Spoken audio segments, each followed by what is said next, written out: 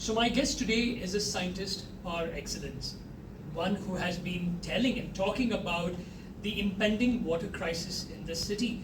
In fact, what he spoke about it almost a decade ago did come true in 2020.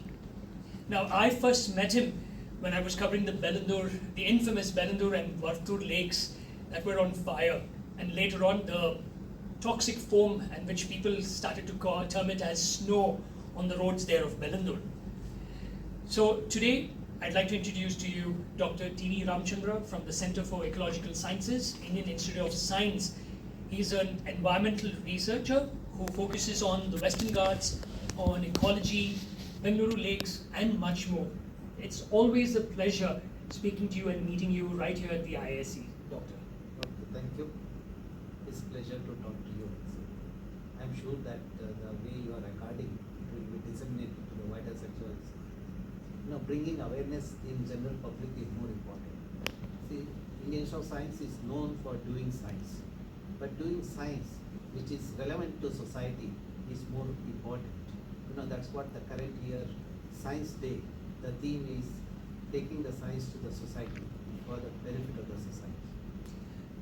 Doctor, I remember coming over here. This was about, I think, 2013, 2014. I'm not sure if this was a new building then also. And you had spoken about what would happen in Bangalore 2020, and it happened. 2022, 2024, we saw what happened here. But my question is this, Doctor.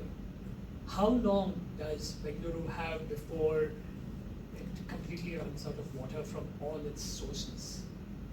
And will it happen? Well, in fact, as a scientist, I work with the data. I have looked at the change of the landscape over the last 5 decades. Fortunately, we have launched the satellites way back in 70s. Every 21 or 30 days interval, we get the picture of the Earth. When we look at that picture of the Earth and when we analyze that using artificial intelligence and machine learning, we see that in 1970, the landscape had about 68% vegetation cover and about the 7% under building and paved surfaces. And today, 2024, if you look at 86.5% of the landscape is covered with buildings and paved surfaces, and about less than 3% is the vegetation cover. Transition from a porous landscape to paved landscape is contributing to the serious water crisis. When the landscape is porous, it allows or facilitates groundwater recharge. The Bangalore, if you look at, depends on the groundwater to an extent of 40% of its requirement. We require about 88 TMC of water. 60% come from the Kaveri basin, while the remaining 40% come from the groundwater sources. We have made the landscape paved. In that process, we are not allowing the groundwater recharge. Not only that, we have also allowed the overexploitation of the groundwater by the construction and industries. In the process, we saw the groundwater table depleting, beyond, and in some of the locations, people have gone down to 1,800 feet and there is no water. This is what I had predicted way back in 2014 when I saw the transition of the porous landscape to paved landscape. I had requested the government to intervene to make the city livable. I wrote an article, editorial in Current Science, highlighting this problem and requesting the governance mechanism to concentrate on making the city livable, which means maintain the minimum green cover in the city. For any city to have adequate oxygen, you need to have 33% green cover, and you should not allow the population to go beyond that, beyond the threshold. We have allowed both of that. That means we have planned, or we didn't do the planning, which led to the unplanned growth. That has led to the water crisis. And what we notice now, now today, if you look at the serious thing is the groundwater table has declined, and Kaveri basin, if you look at, because of the changes in climate with the global warming, we had erratic rainfall during the last 2 years. In the process, the 60% of the water which the city required didn't come from Kaveri. Because of short supply from Kaveri, coupled with the groundwater depletion, that led to a ground zero situation. We didn't have water for the city. So that is where we need to wake up, and we need to do the planning, and we should decongest the city. If we do that, probably our children will have the water. Doctor, what's surprising is that you have spoken about this. Experts like you have been talking about it for such a long time.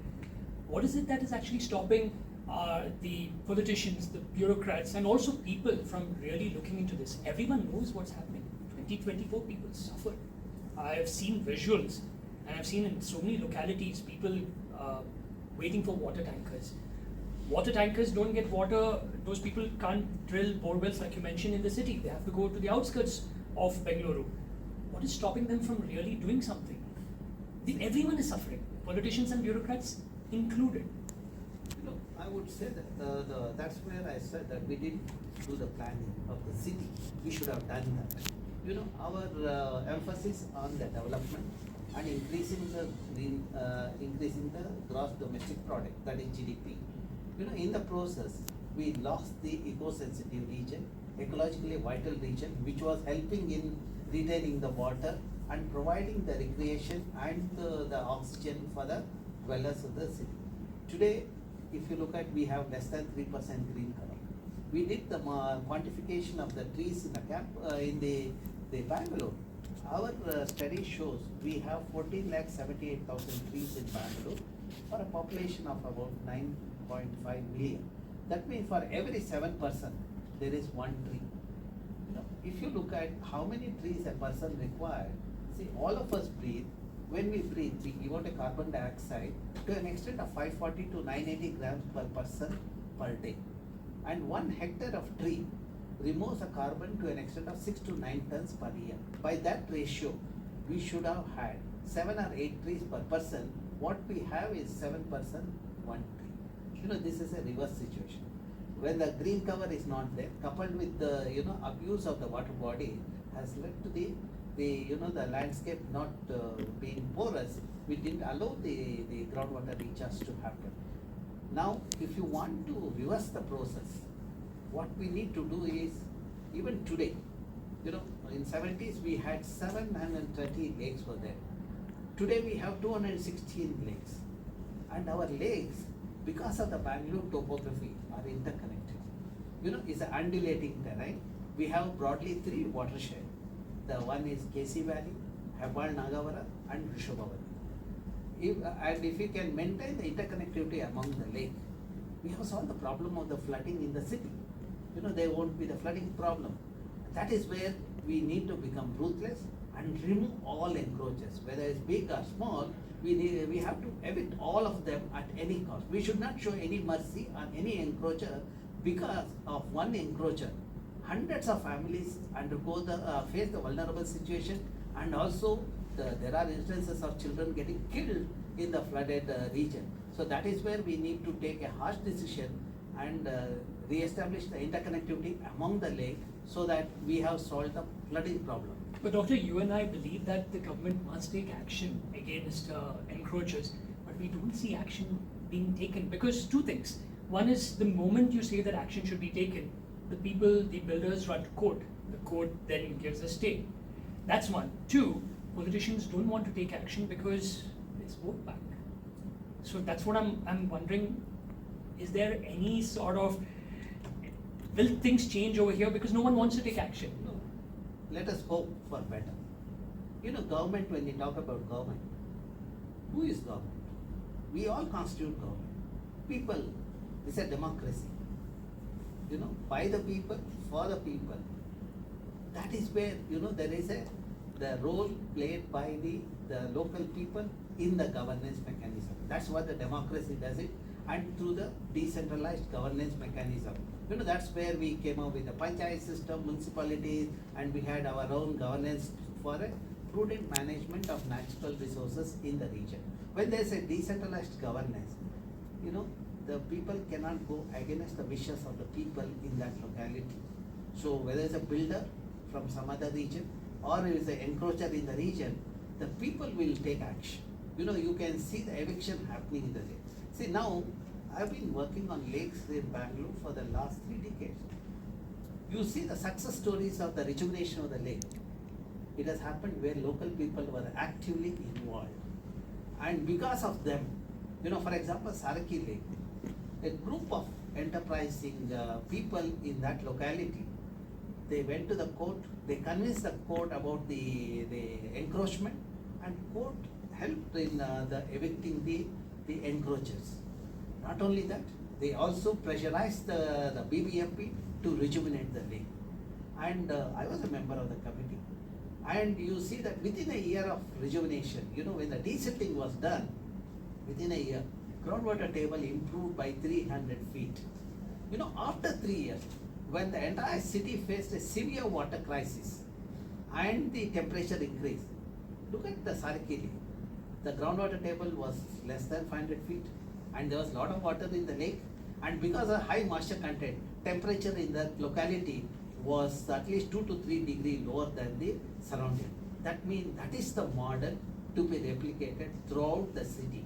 Now, the Saraki Lake receives the sewage, but there is a wetland system which manages the nutrient in the sewage, and also chemical ions are taken away by the secondary treatment plant, as it happens in Chekkur Lake.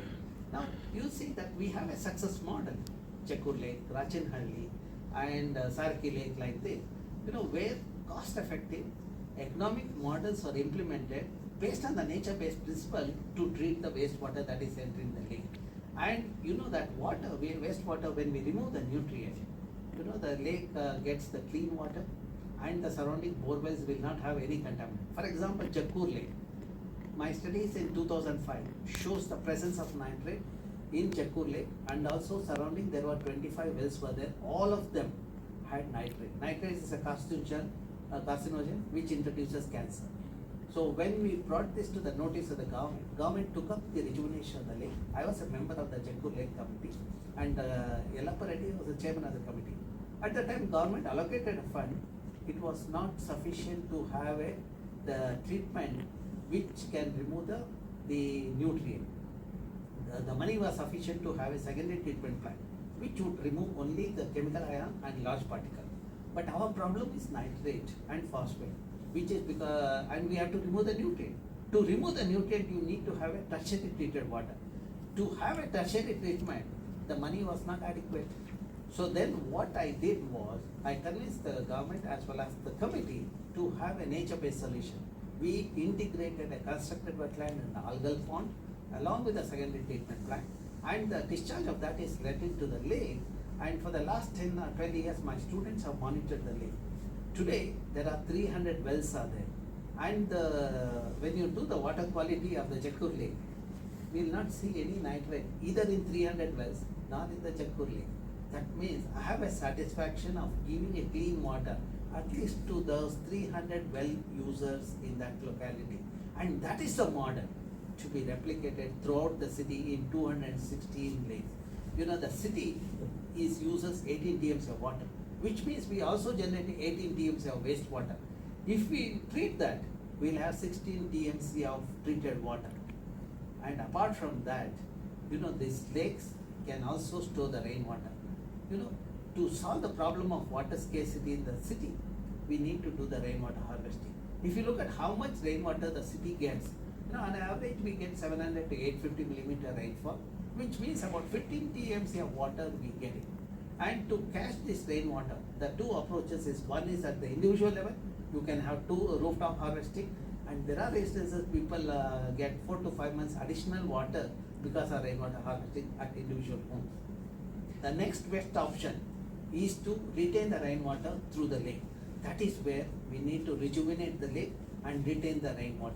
And our lakes are interconnected.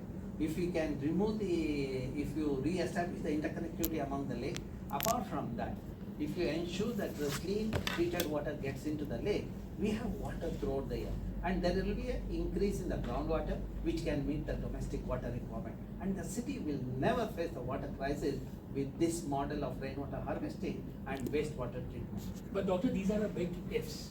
Two things are there that you spoke about. One is rainwater harvesting. We've been talking about this for such a long time. Nothing has happened. The other one is interconnecting lakes. We see buildings that have been built over there. We see roads that are built over there. We see houses built over there.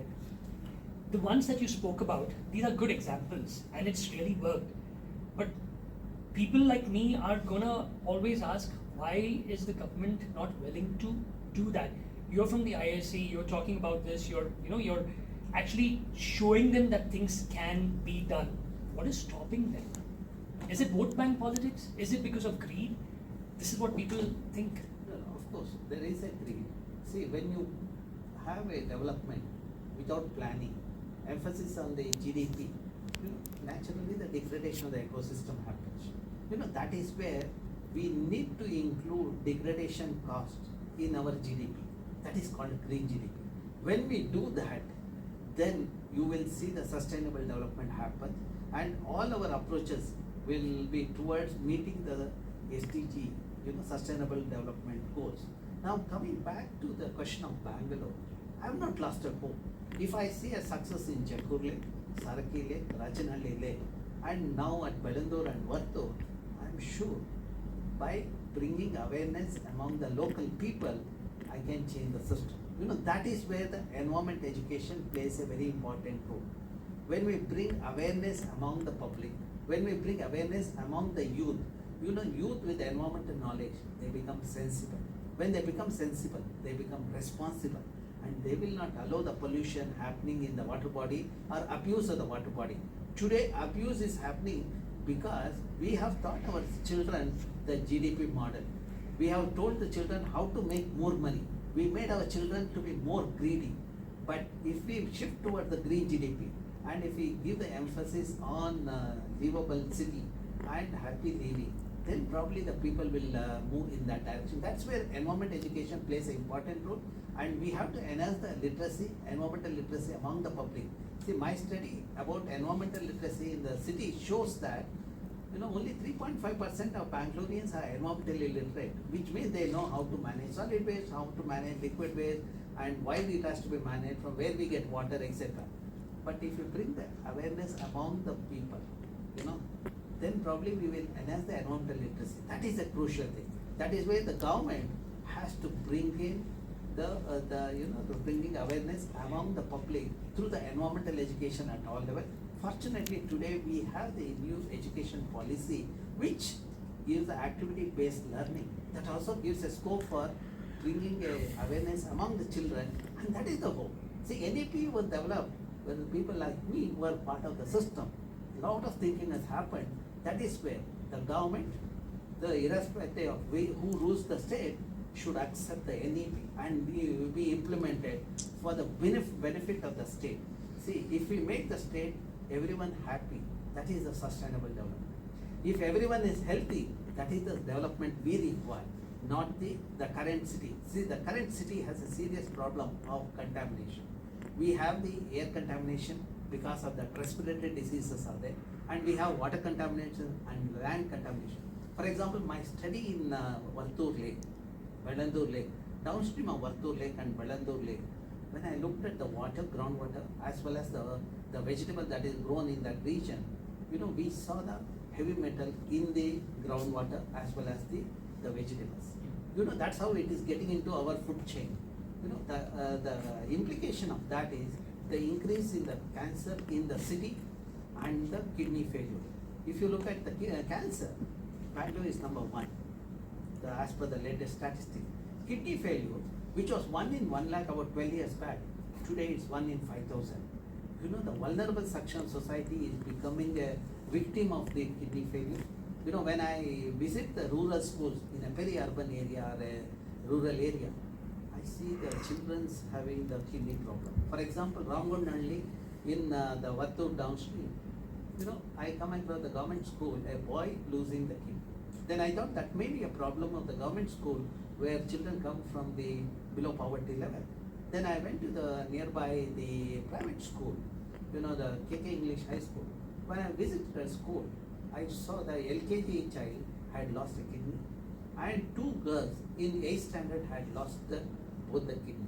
When I visited recently after a year the same school, when I asked the principal, Mr. M.A. Khan, he told me the girl who was in 8th standard last year, she is no more.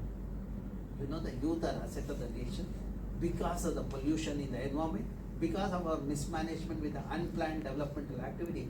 We are losing the asset of our nation, the youth. You know, that is where we have to bring awareness and make them sensible and responsible. If we do that, we will have a city which is livable. My wish is to make the city livable for everyone, not for few. In this for a very, very long time, you have come out with so many research papers, you have spoken at so many scientific symposiums on this issue. Don't you get exasperated with dealing with politicians and bureaucrats that no one is basically heeding to what you're trying to tell them? We need to save our water bodies. We need to do something to keep the city safe and alive. Well, I'm basically a teacher. Teacher never get tired. So the job of a teacher is to communicate and bring awareness and bring the improvement in their knowledge.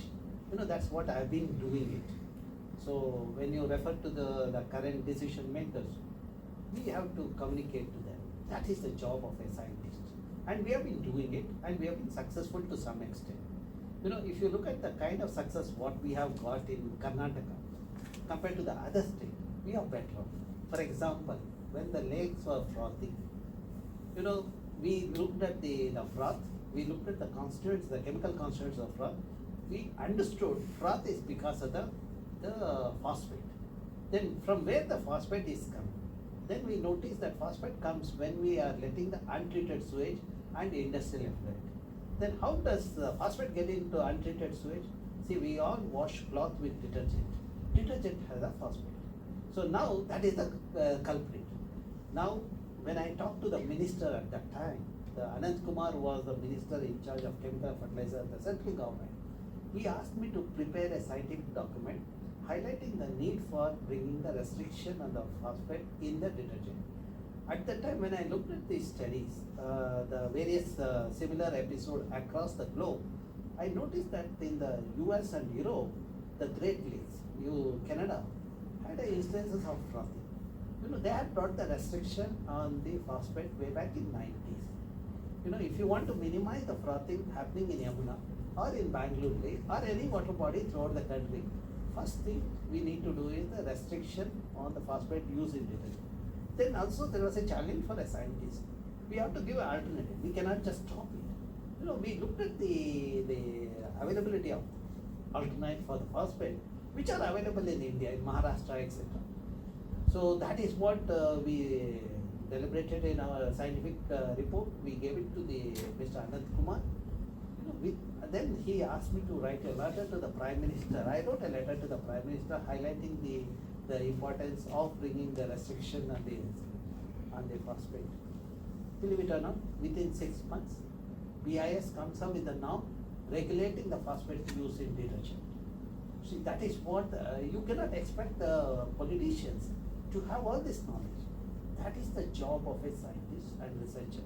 You know, for a good governance, every state should have a think tank of intellectuals. You know, they can give the suggestions, they can recommend the government, and they can bring awareness among the bureaucrats and the government, the politicians about the need for sustainable development and the conducive developmental part, so that your environment doesn't get degraded too much. Doctor, even if you have a think tank, do you actually believe that our bureaucrats and politicians will pay heed to what you're saying? Because when you're talking about road safety, there are so many experts who have studied from IITs telling the government what has to be done. They don't listen. Over here also, if there is a think tank, will the politicians actually listen? I mean, I'm just taking your example. You've been talking about this for such a long time. You know, we should never get disappointed. You know, that's what the teacher. But how long? No, that's what the teacher does. Teacher continues the journey forever. When he ends the journey, his students will take it forward. You know, we will never stop. And the second thing, when you take up this kind of issues, you should never be disappointed. You should have a hope in the system. Look at the stories of Jakkur Lake, Saraki Lake, Pelandur Vattur Lake today. Don't you see a hope in the system? Why you have to seek for 100% success? Even a 5% success in your lifetime is a great achievement. You know, I have a satisfaction of giving a water to the Jakkur residents in Jakkur. And you see the Belandur and Vattur lake. We developed the rejuvenation blueprint based on our 15 years of study in Belandur and Vattur lake. There were 2 theses, doctoral theses came out of the thing. Then a group of youngsters from Whitefield and Vattur met me. At that time I said, if I just talk to you, you people listen to me and go. I want something to happen. Then they asked me what they can do. When I said that there is a report, scientific report prepared by us, you should take it to the next level. Government, as well as if government is not listening, judiciary. Fortunately, the Supreme Court, the NGT, took the thing seriously. They penalized the government of Karnataka 500 crores, and that money is kept in escrow account. They constituted a green, committee. NGT constituted a committee for the rejuvenation lake. Santosh Shetty was the chairman of the committee, and I was a member of the thing. And there was a significant progress. The bureaucrats and the engineers were listening to us, and the implementation started in that way. Of course, last 1 year, I see there is a slight the slowness in the sluggish in the result, maybe because of the bureaucratic hurdles of the financial aspect, etc. But I have been intervening in a system. I hope to see that Belandur and Vattur lakes are rejuvenated. If I do that, that is the greatest contribution IISC has given to the people of that locality, which will store 5.4 TMC of water, the water scarcity in that region. I have water forever. And more importantly, children will have the clean water without any contamination. Clean air, clean water and environment, Article 21 assures for all of us. We are just making that to happen in the system through our science. Doctor, every time we talk about Belandur and Vattur, I remember, because that's when I was associated with you for the first time. I remember as a TV reporter standing over there when the frothing took place. And every time the froth would fall, or the foam would fall on our skin, from white, it would turn into black soot. And I remember speaking over there lives after lives throughout the day, because that is what they wanted us to do, to report the story. Your chest would burn. I would feel my throat irritated, eyes would burn. It was that bad. I really hope things change there, doctor. But I want to know, when we talk about lakes, why should we save our lakes? You've spoken about all these things. Is there something else apart from just the improving the groundwater recharge over there? Is it just about the temperature, or is there something more? See, actually, if you look at the lakes acts as the kidneys of the landscape, which means it helps in purifying the system. That's why it's called kidneys of the landscape. While the green spaces acts as a lung for the landscape, which provide the oxygen for the people. Now, my study shows that if you want water, you need to conserve the lake. You have to manage the lake. For example, when the lakes were there, people were getting a groundwater at 100 feet, less than 100 feet. When the lake was removed, in 5 years, the groundwater table went down to 600 feet. And today, after 23 years, people have gone down to 1,800 feet and there is no water, which highlights there is a linkage between the groundwater recharge to the lake in the vicinity. That is where 216 lake in our city, 198 watts. If we rejuvenate all the lake, we have enough water for the city. That is what we should do it without any excuse of money or this one. We have to bring awareness, and more importantly, the participation of the local people is very vital. Success of lake rejuvenation is not just desilting the thing. We need to do the decontamination and arrest the contaminants coming to the lake, and post management is a crucial thing. That is where local people play a very important role. Now, Saraki Lake or Jakkur Lake is a success story thanks to the local people, local groups who have been consistently monitoring and bring pressure on the government. And when the government is not doing the job, through me, they have tried to address the issue. I have intervened and seen that government listens to us and implement. So that way, I am fortunate that we have a kind of favorable environment where the bureaucrats might criticize me, but after my discussion, they have implemented us. Politicians and bureaucrats both understand money. Is there any money aspects when we rejuvenate and keep a lake safe? Because that's the only thing that they understand, unfortunately. See, we have done the valuation of ecosystem services. You know, if you look at the kind of benefit people get from the lake in the form of fish, fodder, water, etc., it amounts to about 10,500 rupees per hectare per day. 10,500 per Per hectare hectare per day. That shows the worth of the lake. More importantly, it gives you the oxygen. It does the service of carbon sequestration. It removes the carbon. You know, algae in water body are the efficient carbon sequesters. You know, they help you in maintaining the oxygen level in the vicinity, apart from giving you the food and recreation. You know, recreation is another this one. This one, if you look at recreation services provided by the lake, it amounts to about 1 to 1.5 lakh rupees per hectare per year kind of a thing. You know, through the collection, you know, the park fee, etc. So that shows the worth of the lake. And also when we rejuvenate the lake, naturally the the kind of the water that we get, if we can reuse that water, you have a lot of money for that. You know, every 1,000 liters, if you are charging 50 rupees or 60 rupees, there is a revenue. That is where sensible interventions are required. It is not that money always that matters. It is a group of people, you know, I would call them as a mafias, who have brought the bad name to the city.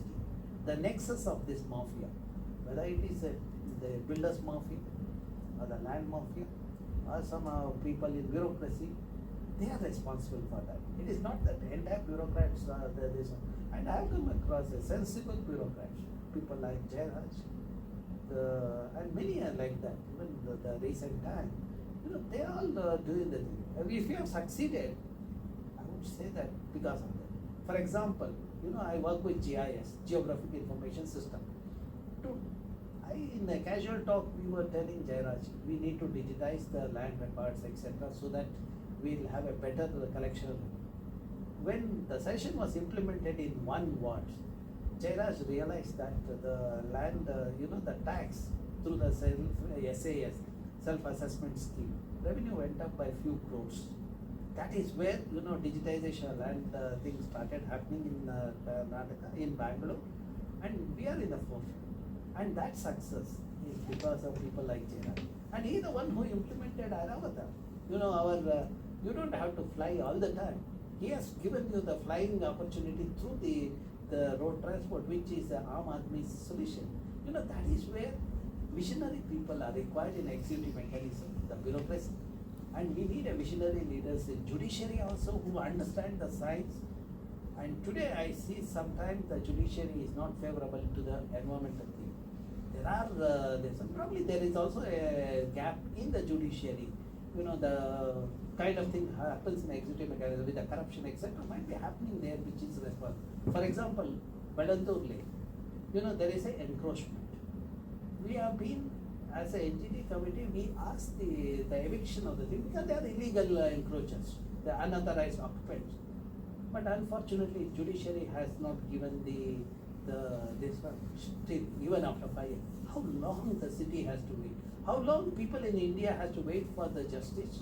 You know, that is where we have to have the reform in the judiciary also, which is equally important. We need to have honest people in judiciary, not just in science. In all the sector, we need to have the people with integrity. You know, that can happen only when you make them environmentally literate. People with environmental literacy, not only they will try to maintain their integrity, they will be true to the nation. You know, that kind of society we need to develop. My simple prescription: teach a child to respect mother at home. When child grows up, that child will know how to respect mother, and it will also learn how to respect mother. We have solved the problem of what we are facing today. The best prescription is teach a child about the environment through a mother at home. Doctor, I want to now talk about the Western Ghats. You have been associated with research in the Western Ghats for a very long time. The Madhav Gadgil report came about. The Karnataka government, I won't focus on what's happening here in Karnataka. They binned it. They said it's not feasible. It'll create a lot of problem. Then the Kasturi Rangan report came in. That itself was watered down. Very recently, they binned that as well, saying that it'll affect the livelihoods of people over there. I fail to understand why they fail to understand that if we save the Western Ghats, we will have water. Bengaluru will have water. Mysuru will have water. If you're looking at those areas, your Sakleshpur, your Shimoga, what is stopping the government from doing something to save the Western Ghats? You were explaining to me how important it is. See, actually, the Western Ghat is also known as a water tower of India because it retains the water and provides the water throughout the year to the dependent people in Deccan Peninsular India. Because of that water security, we have the food security. That means we have the benefit of water and food security from the Western Ghats. Now, when you look at the geographical, the extent of the Western Ghat, it's about 5% of India's geographical area. And out of 5%, probably about 36 or 40% we have identified as the ecologically sensitive, which amounts to 2% of the entire Western Ghats. We are asking only the 2% of the Western Ghat for the conservation. Now, to understand the importance of the Western Ghat, we have done the studies across the river basin. Our study shows in a watershed or the catchment area in a basin, which are dominated by native species forest, we have found water bodies are perennial. When the catchment has more of monoculture plantation like rubber, acacia, etc., we see the water availability is only for 6 to 8 months. And where in the catchment, when the vegetation cover is less than 30%, water is available during the monsoon. Now look at the livelihood issue of the people. People who are in the vicinity of the native species forest, because the water is available throughout the year, they can grow multiple crop or a cash crop. Whereas the people in the vicinity of degraded landscape with the vegetation cover less than 30%, because the water is available only during monsoon or 4 to 6 months, they can grow only one crop. Look at the money, revenue they get, 1,54,000 rupees per acre per year in the vicinity of native species forest, while in the vicinity of degraded landscape, the people get 32,000 rupees per acre per year. Another interesting aspect is we looked at the yield of the crop. Wherever native species forests are there in the more than 60%, we saw that at least 60 to 70% of the rainfall get infiltrated, and that is the water which get infiltrated is available during the post monsoon as the water in the water body. So that's where we saw that 12 months, 6 months and 4 months water depending on the forest cover. Now if you look at the yield of the crop, in the vicinity of the native species forest, yield of the crop is, take example of paddy, which is about 14 to 18 quintal per acre. Whereas in the degraded catchment, it is about 6 to 8 quintal per acre. What is the underlying factor that is there? The pollinators. Pollinators are abundant where native species forests are there, in the villages of the native species, in the vicinity of native species forest, because of the abundant diverse pollination happens. When pollination happens, the yield of the crop is higher. That's where you have 14 to 18 quintal per acre, as against the degraded landscape with the poor pollination, you have 6 to 8 quintal per acre. Now the government of India wants to double the income of the farmer. That's a wonderful thing. 60% of our the countrymen are the farmers. If we double the income, then naturally their livelihood will go. So now my prescription is maintain the integrity of the forest or the ecosystem in the region. The forest will give the water, forest will give the pollinators, so that they have the higher yield, which gives the yield twice the sun in the degraded landscape. That is the thing the government of India has to take it seriously. Now you might ask me, how far the government has listened to us? I will tell you a couple of things. One is, when we talked about health of the soil, the government of India implemented the health card. Throughout the country, today you know the health of the soil in your vicinity at block level. And more importantly, that data is available online so that researchers can use that data to find out what is the health of the vicinity. And also farmers. Now the farmers do not apply too much of the fertilizer because they know what is the soil health, and depending on that they will apply the nutrient to compensate that. Now another interesting thing is, you might recall, in the early 2010-11, there was a crisis of fertilizer in our country. There were instances, the chief ministers going on dharana in front of the prime minister's office, etc. Now 2014, in a casual talk with Anand Kumar, we just mentioned the neem has a property of pesticide.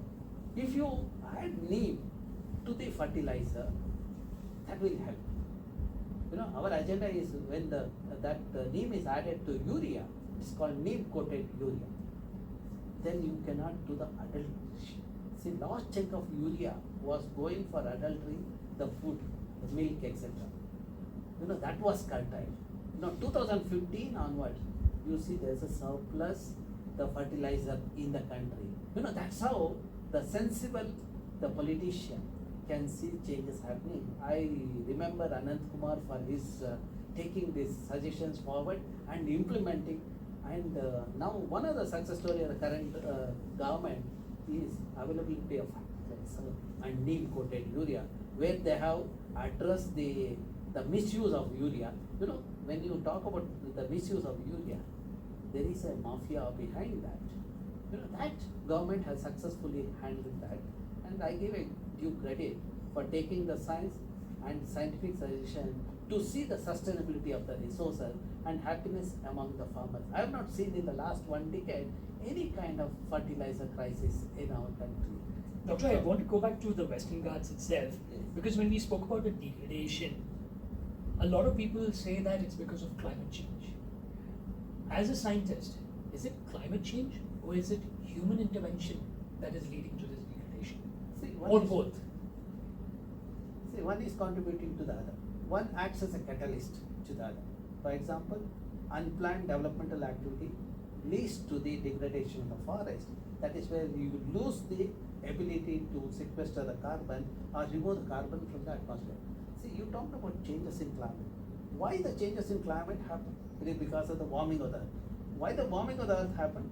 Because of the increase in the greenhouse gas concentration in the atmosphere.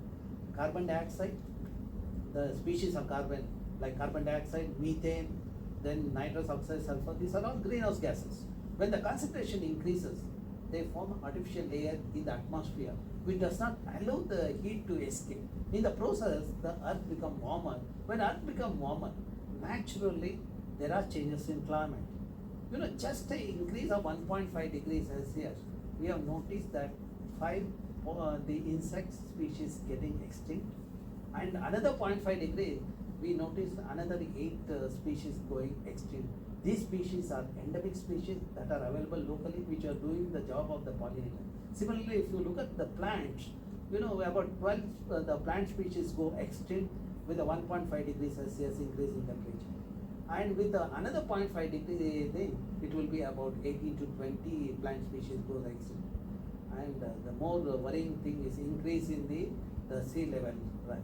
With what 1.5 degree Celsius increase in temperature, 46 centimeter is the increase in the sea level, which will become 58 centimeter with another 0.5 degrees Celsius. That is where we need to take the climate change seriously if you have to bring down the vulnerability.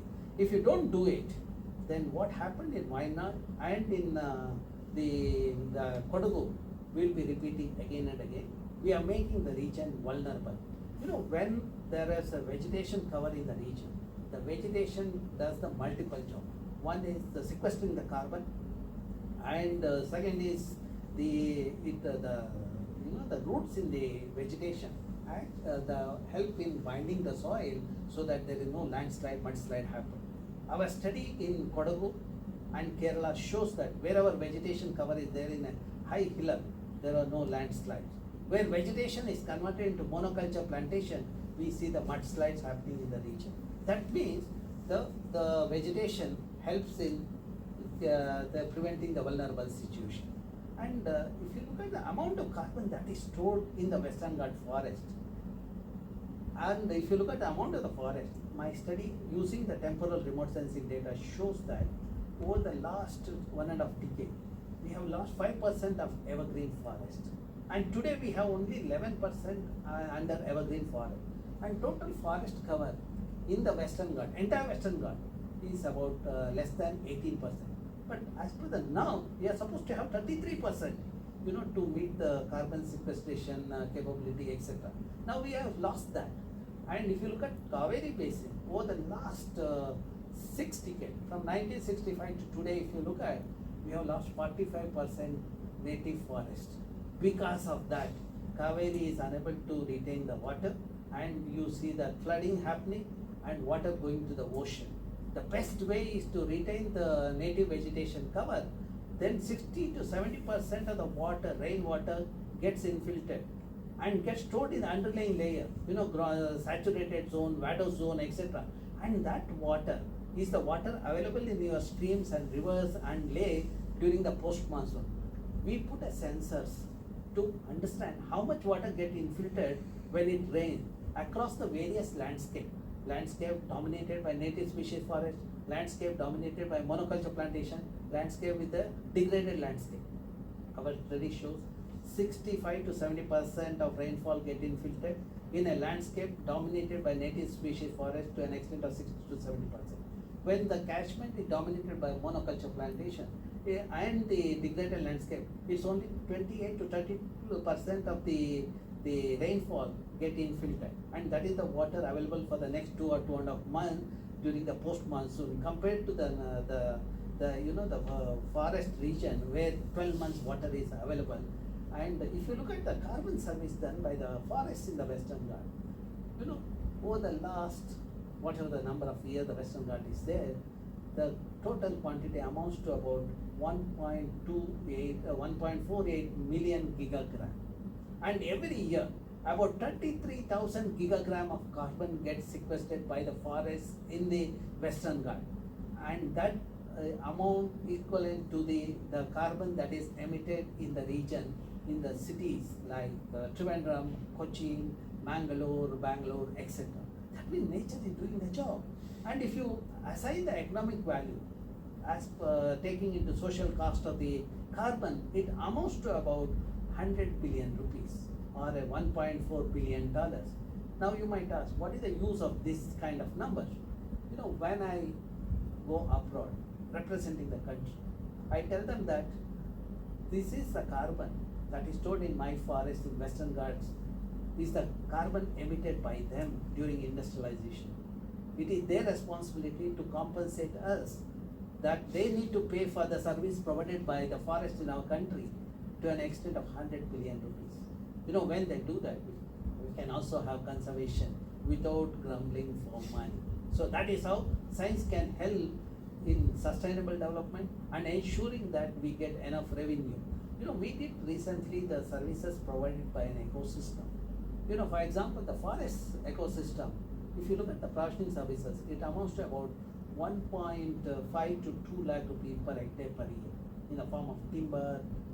These are benefits. When you sell a timber, you have X amount. You deduct the cost out of it. That is the revenue you get in. We have accounted that revenue, and which amounts to about 1.5 to 2 lakh rupees per hectare per year. And if you take into account the regulating service like carbon sequestration, climate moderation, etc., and cultural services, the recreation and information services, etc., it amounts to about 1 million rupees per hectare per year. That means 10 lakh rupees per hectare per year, which shows that forests are a highly productive ecosystem. And because the forests are there, local people get the benefit of water and yield of the crop, and that's where their livelihood is taken care. And the thing, when we degrade the forest in the name of development, only bunch of few get the benefit of development, while the farmers become vulnerable section of society, losing the water and yield of the crop. Doctor, all this information needs to be told to the people. People need to be educated. Like you said, when people are educated on what's happening in the environment and how it's affecting them, things actually change. You were telling me that from here at IISC, you've actually come out with something online where especially people in Bangalore will be able to understand what's happening in their particular wards over a period of time. What is that? Actually, whatever the science you do, if the science is relevant to the society, the people start interacting with it. That is a good sign. And second thing is you have to bring awareness among all sections of the society. See, we have an environmental education program. We have a network of schools and colleges. About 40 to 45 institutions join hands with us. Regularly, children take part in environmental education. They do the lake monitoring, carbon sequestration assessment, etc. I organize a symposium popularly known as Lake Symposium. I have been doing it from '98. I have done 14 episodes of that. That means every even year, once in 2 years. For the last 14 events I have done. That means last 28 years I have conducted. Uniqueness of this event, being an international event, there are about 1,000 to 1,200 participants are there from international and national, this one from other state. And more importantly, 20 to 25% are the school and college students. When they attend this event for the 3 days, they get the knowledge. What we have done for the last 3 decades, the children come to know in a few hours. The capacity building happen. Then the second is when the children does the presentation, based on their scientific experiment related to the environment, when we appreciate, their confidence level have improved. Now if you look at the youngsters who took part in this event, today they are professors in IITs and IISC, etc. That's our contribution to the nation. We have given the sensible youth who does a similar experiment, replicate the similar exercise and bring awareness in the thing. Then the second thing, to bring awareness for the governance and advocacy, you need to provide the information at the fingertip. In that regard, we have developed the spatial decision support system. For Western Ghat, we have created Western Ghat Spatial Decision Support System.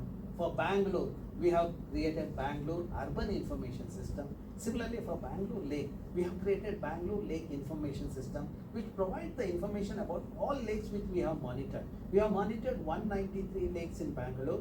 All the lakes, water quality you will get, and what kind of algae is there, what kind of zooplankton is there, what is the fish available there, and what is the service provided by the lake, how much revenue people get because of the lake. If they do comparative assessment across the pristine and the polluted lake, they will know the worth of the lake.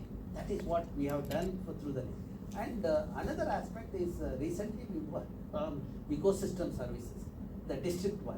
Even that we developed a decision support system, made it available to the public. Another very recent thing, the last week what we did is, we provided a decision support system which gives the environmental performance indices at a taluk level, which taluk is doing better from the environmental point of view and which taluks are not doing well. Now coming back to the Western Ghat decision support system, we integrated biological, ecological, geoclimatic, social and environmental parameters for at a disaggregated level. We divided entire Western Ghat into 5 minutes by 5 minutes grid or 9 kilometer by 9 kilometer grid, and we put the data of all these variables, the ecology, biotic element, abiotic element, then the environment, etc. And based on their relative merit, we assign the weights, and then we group this grid into the 4 levels: ecologically sensitive region 1, 2, 3 and 4. If you look at the decision support system, red are ESR 1, dark green is ESR 2, light green is ESR 3 and blue are ESR 4. The ESR 1 and 2 are very important region from the perenniality of the water, availability, etc. And ESR 3 is slightly degraded, but we can improve that. Where ESR 4, some development can happen in the region. That means when we talk about the nation, we have also identified where you can do the development without affecting the integrity of the ecosystem. That means you should not alter the integrity of ESR 1, ESR 2 and ESR 3. Now we have overlaid the village boundaries on that. When you look at the decision support system, you can find out whether your village is ecologically sensitive and what is the level of ecological sensitiveness, ESR 1, 2 or 3 or 4. So I launched this portal, on July 15th, when I was invited in Shivamogga to deliver the KV Suparna Memorial Lecture. After my lecture, I launched this portal because I wanted to see the effectiveness of this kind of decision support system even from a remote area. Believe it or not, there was a question in the parliament within a month about this Western Ghat studies and the portal. Not only that, the Ministry of Environment and Forest sent a group of experts to discuss with me and to evaluate this portal. You know, when they came to my lab, I did a presentation of the decision support system and I highlighted the services provided by the ecosystem in terms of money, the water services and the carbon services. And when I brought to their notice the need for this one, you know, the benefit what we get through this ecologically sensitive region, if you maintain the integrity, is the carbon credit. Today with the warming of the earth, people are talking about the carbon credit. That means if you are sequestering the carbon or if you are capturing the carbon, you will get the money for that. That is what brought to the notice of the committee. The committee, after listening to my presentation, the next day, they met the minister in charge of the forest and environment in the government of Karnataka. And he made a statement the same evening saying that the Kasturi Rangan committee report would be accepted. Now, when you look at the Madhav Gadgil committee report, I was helped the committee at the local level. In this one, that's where we came up with the mapping of the eco-sensitiveness at taluk level. But it was a slight rigid thing. But when you look at the Kasarangan committee report, which is slightly diluted. For example, if there is a particular village which is important from the politicization point of view, that particular village is excluded, whereas the surrounding all the villages are considered ecological sensitive except that village. So that is where we thought it. And this went to the Supreme Court. The National Green Tribunal asked every state government to give the list of the villages which are ecologically sensitive. But none of the government have responded to NGT. Then realizing the bringing this information to the public, I thought of launching the decision support system. I made it available to the public at our portal at Indians of Science. You know, it is called Western Ghats Biodiversity Information System. So not only the judiciary, even the common man can visualize the portal at state level, eco-sensitiveness, district level, taluk level and village level. And that's how, when the information goes to the appropriate this one, the effective decision happens. Maybe the prudent management of the resources also will happen. We should be hopeful. You should not say that it has not happened so far. Will it happen? I would say it will happen as more and more youngsters like you taking part in the system and communicating to the wider section of society. You are also doing a wonderful job of taking the science to the wider section of society. If you bring awareness among the public. And in Kannada we say, when Andhakara is removed, we will see the prosperity in the sea. The knowledge, the darkness has to be removed, the gap has to be removed. That can be done by all of us together. Dr. Good, you mentioned about politicians and what happened at the center. Now, I want to actually ask you about policy from the policy level.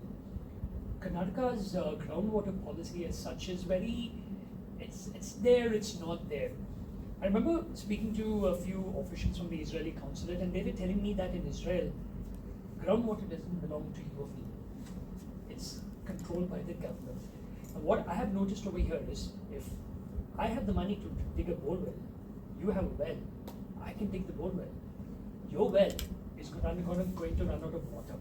But I have a bore well, I have the money, so I have water over here. But the water belongs to all of us.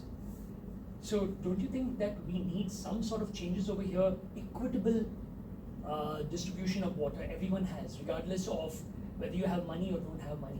The water should not belong to an individual person, it should belong to the government. So the government can actually make sure that everyone has it. No, actually, as per the norm, groundwater is a common property. It belongs to everyone. It's a common property. You know, unfortunately, gaps in our system. You know, you might have a good rule, a good legislation. See, that way we are fortunate. Our environmental legislations are foolproof.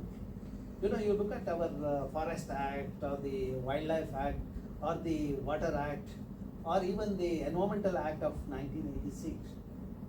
See, whenever the calamities happen, like Bhopal tragedy, we came up with the measures to control it, regulate it, etc. Similarly, the water. You know, the Water Act talks about it, but only the thing is implementation has not happened. You know, first and foremost thing is the science. We need to map the aquifers and we need to say that how much resource is available and how much get recharged every year. That has to happen. And that with that information, probably the government can take a wise decision. Now, as you rightly said, that because of lack of information, One section of the society is taking an undue advantage of that. It has to come to an end. You know, the irrational, the allowing the groundwater extraction through the groundwater, the drilling the thing is not appropriate. We need to have a policy in that, and more importantly, we need to bring the restriction on that. See, that is what the environmental EIA talks about it, environmental impact assessment. You know, before you get the consent for establishing industry or developing a large scale projects, housing project, etc., you are supposed to have environmental clearance. The committee is supposed to do the job. You know, there is a appraisal committee at the center level for the category A project, and similarly for the housing and the small scale project, we have a state level appraisal committee. Unfortunately, the vested interest getting into these committees as members have diluted the thing. You know, where they have allowed the lake encroachment. I have been protesting that, I have been talking about these things whenever there is encroachment happen. For example, Balandur Lake. Between Balandur and Agaram Lake, there is a wetland. The wetland is supposed to be a conserve as per the Government of India rule, the wetland. But under single window clearance, the Chief Minister gives it for the tech pond. Now, the builder who takes up this, not only he violates the norm of the wetland, he also further encroaches 3.5 acres of the lake. So then local people brought that to my notice. When that was brought to the notice, we prepared that, we did a spatial analysis. We brought out what is the level of encroachment. And we have also indicated how much in terms of the ecosystem service, how much that amounts to. You know, about 3.5 acres of lake was encroached. When it was brought to the notice of NGT penalized the builder 149 crores. From that time, the project has stopped. So that means you can have a hope when science joins hands with the local people, there is a success. And judiciary also would be favorable to that. When the science is not integrated with local people, judiciary may not cooperate. That is where, you know, the valuable information through the science can be taken to the much higher level. You know, after that, penalizing the builder went to the Supreme Court asking for the review of that. The Supreme Court, NGT constituted a committee where I was a member. You know, during that my visit, I was abused. The equipment my students carried were all taken away by those builders mafia. But that was widely reported at that time. Then, you know, we gave a report still saying that lake has to maintain its integrity. They say encroachment. You know, then the NGT constituted committee, the next committee, when they again asked for the review of that earlier decision, the NGT constituted committee with me as a chairman. Then from that time, you know, to today, we made sure that lake is not misused. My request to the government of Karnataka is to take back that area. That is a wetland which has been addressing minimizing or mitigating the floods in Kormangala area. We need to take back, convert that into the wetland and maintain it. So that is the greatest contribution that the government of Karnataka can give to the people of that region. Let us not think about having industry everywhere. There is no need to have industries in every parcel of land in Bangalore. Now let us make the Bangalore livable. The first approach is to throw that tech park from that Balandur, Agaram, the wetland, and make sure the people in that region do not face the vulnerable situation, the frequent flooding in that locality. That has to happen on priority. Doctor, what's your vision for a sustainable water future, especially for a city like Bangalore? See, my prescription is too simple. We Bangaloreans are very simple. We require only 18 TMC of water, and we generate 18 TMC of wastewater. Now, if I treat that wastewater similar to the Jakkur Lake model through the nature-based solution, integrating constructed wetland and algal pond with a secondary treatment plant, you have a tertiary treatment treated water which you can drink. Okay? When we do that, I get 16 TMC of treated water. Okay? The next option is the rainwater harvesting.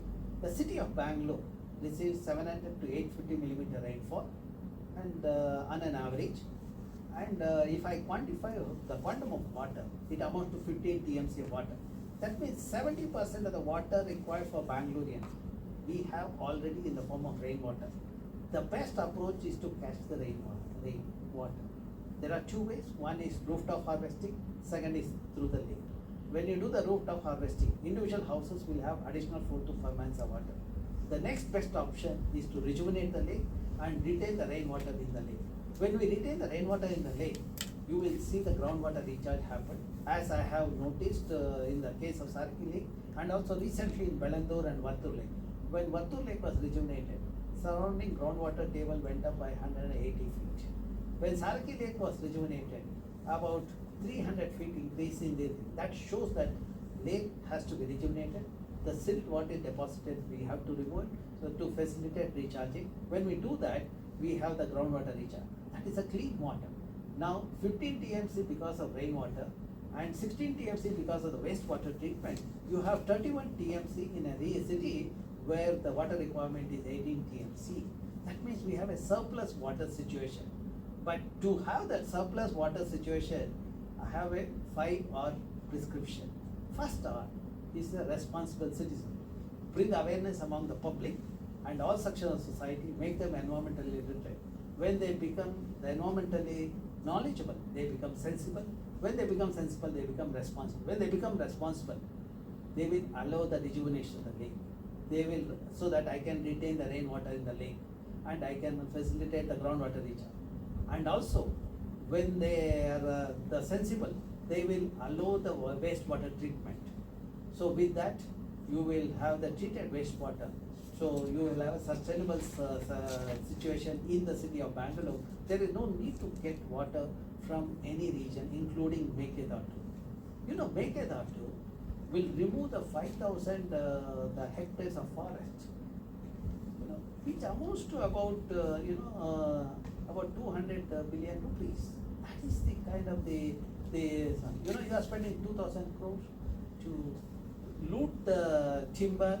You know, those are in that region. It's a dry deciduous forest.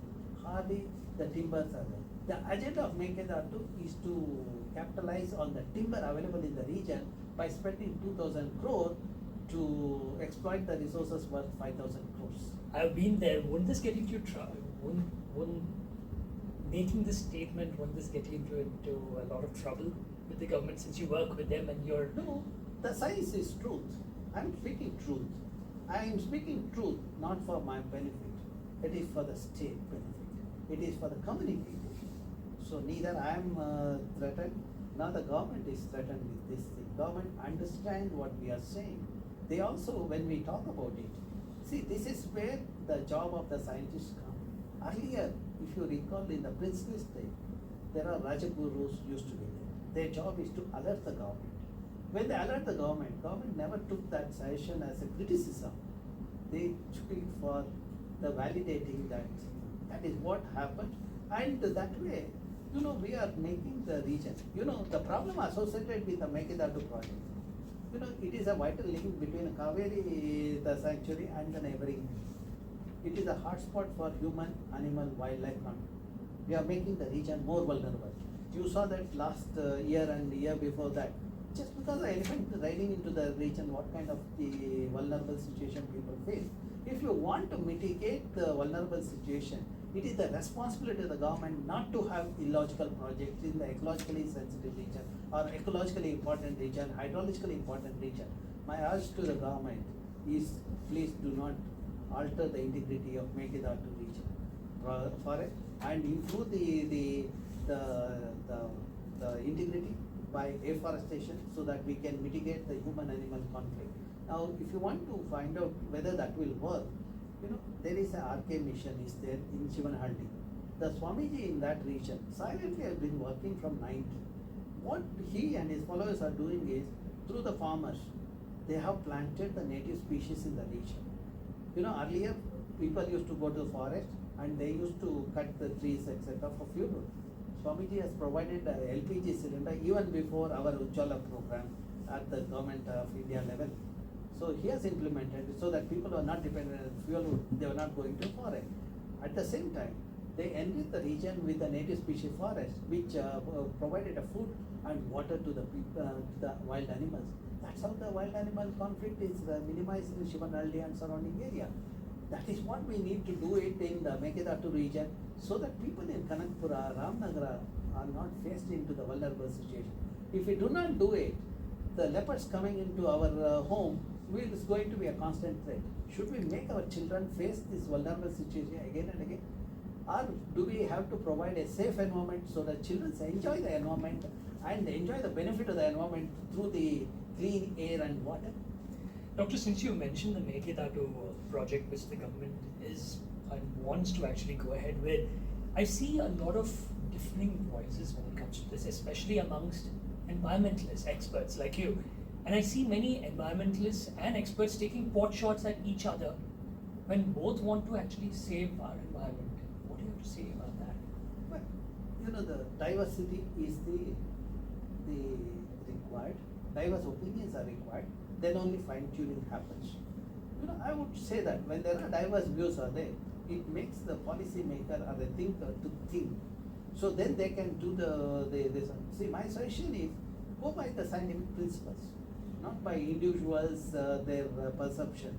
The science is not based on the perception. Science is based on the true facts.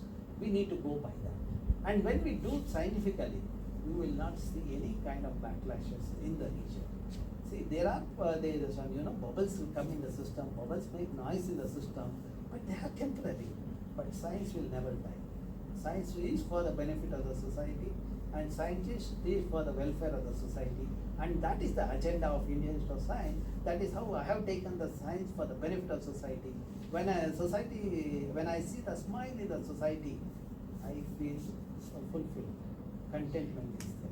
That's what every scientist requires. That's what every citizen in this land is required. Well, thank you so much, Dr. TV Ramachandra. This was a good conversation, and personally, I have learned a lot. Thank you. Okay, thank you very much. And it's your job to communicate to the wider section of society. And I welcome criticism. Most welcome. Let us have a dialogue and let us understand the scientific principles in a better way. Thank you.